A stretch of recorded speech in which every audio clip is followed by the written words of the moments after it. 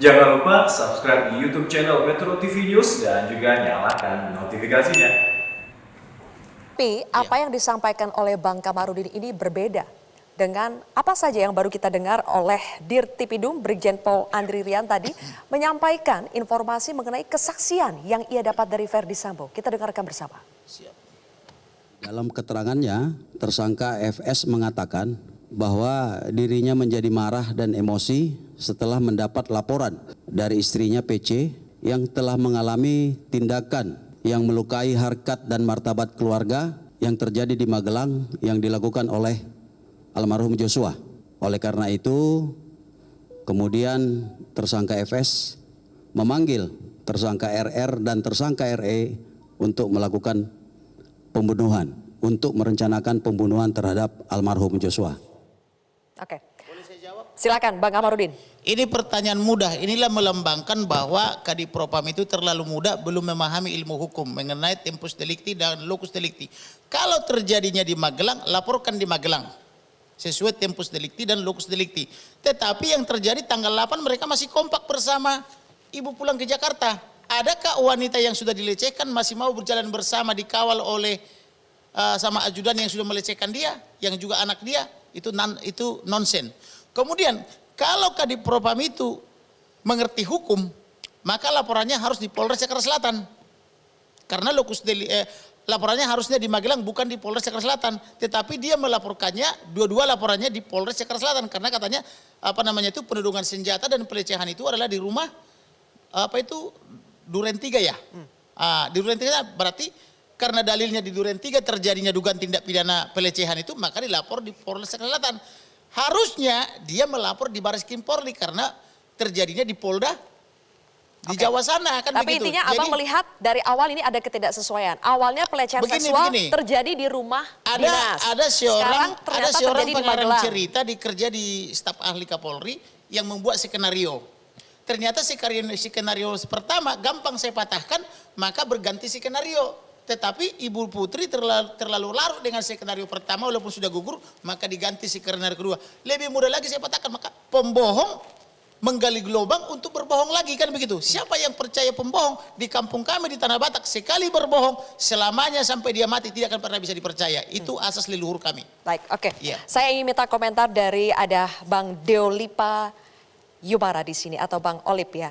Bang Olip sudah mendengar tadi apa disampaikan oleh Dirtipidum ya. Ada kesaksian Sambo yang bilang ada tindakan yang menyakiti harkat dan martabat terjadi di Magelang. Kemudian barulah dia menyusun rencana untuk membunuh Joshua dengan Barada Eliezer salah satunya. Apakah yang disampaikan oleh Barada Eliezer kepada Abang juga demikian? Ada kesesuaian fakta, kesaksian antara Pak Sambo dengan Richard Eliezer, kesesuaian fakta. Jadi saya mengaminkan apa yang disampaikan Pak Sambo. Jadi ya sementara keterangan Pak Sambo sesuai dengan keterangannya Richard Eliezer. Seperti yang tadi kita dengar barusan, bahwa ada tindakan yang melukai harkat dan martabat yang terjadi di Magelang. Iya, sama, itu juga yang disampaikan oleh Eliezer? Sama, berarti sudah dua saksi menyatakan demikian. Cuman ini Pak Sambo sudah tahu nih, karena ada yang nelpon kan dari Magelang, ya kan, tentunya salah satu ajudan terdekatnya Pak Sambo, yaitu yang ya, saya perkirakan si Kuat nelpon. Nah, sementara si Richard dia hanya sampai tahu ada suasana tidak nyaman antara di atas itu antara Kuat, Ricky kemudian marah-marah dan Ibu Putri gitu. Tapi karena si Richard ini kan kawan dekatnya si Joshua. Nah, Richard nggak dikasih tahu. Nah beginilah, bagaimana dendamnya Pak Sambo secara emosional sehingga dia memakai Joshua yang menjadi tangannya untuk membunuh menggunakan Eliezer maksudnya? Menggunakan Eliezer untuk membunuh si Joshua. Sebentar, berarti pertama Anda membenarkan bahwa memang sudah terjadi keributan semenjak di Magelang? Oh iya di Magelang, saya udah tahu dari awal itu hari Sabtu itu saya tahu cerita lengkap karena saya interview kan. Oke. Sebelum saya menjadi pengacaranya kan saya jadi pengacara si Eliezer ini kan akhirnya jam 7 malam dan jam 9 malam.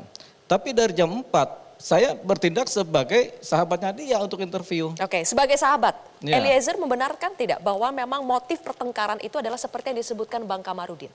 Ya Ada tidak. wanita lain dari sisi Sambonya? Ya tidak, kita nggak bisa bicara sesuatu yang gosip ya. Kalau saya nggak pernah bicara gosip, paling anti. Gosip itu berbahaya, masuk ke kacamata ilmu psikologi. Tapi Anda tahu sebetulnya motif pertengkaran itu apa? Disampaikan oleh Eliezer. Eliezer tidak tahu, tapi dari analisa-analisa psikologis, ketika seseorang itu punya emosi yang besar, dendam dan amarah yang besar, tentu ada martabat yang dilanggar dari orang lain terhadap Oke. si Berarti memang sudah ada keributan yang terjadi di Magelang, tapi pertanyaan tadi dari Bang Kamarudin adalah kalau memang sudah ribut di Magelang, kenapa tidak diselesaikan misalnya langsung dilaporkan di Magelang, atau kenapa Yosua masih berada dalam rombongan ibu? Begini, Yosua ini kan ajudan. Ini saya nggak tahu di dalamnya isinya apa ya. Tapi pertengkaran, persoalan sensitif saya nggak tahu karena saya sudut pandangnya Richard. Nah, ini bisa jadi sesuatu hal yang memalukan, bisa jadi sesuatu hal yang memang ya gimana ya. Ya sudah nggak usah dibahas lah, ini persoalan orang dewasa kan, sesuai Pak Mahmud kan. Tapi kesesuaian fakta-fakta ini ada. Saya sudah tahu semua cerita lengkap ini ketika minggu subuh. Ketika selesai saya dengan si interview si ini secara psikologis, saya interview si siapa? Si Richard. Oke. Karena dia bicara banyak, dia tuliskan. Udah rapi, ya sudah. Sesuai faktanya. Sekarang udah ada 2 saksi, intinya 2 saksi antara Sambo dengan si Richard sudah mulai berkesesuaian. Tinggal apa isi yang sensitif ini motif ini kan. Tapi saya tahu Barreskrim sudah tahu ini, kan sudah PAP kan. Pasti Pak Sambo sudah cerita semuanya. Pak Sambo dengar dari siapa, sudah tahu. Kemudian tinggal kesaksian Putri, benar tidak demikian. Tapi Oke. Putri kan pasti sudah cerita juga kepada Oke. Pak Sambo.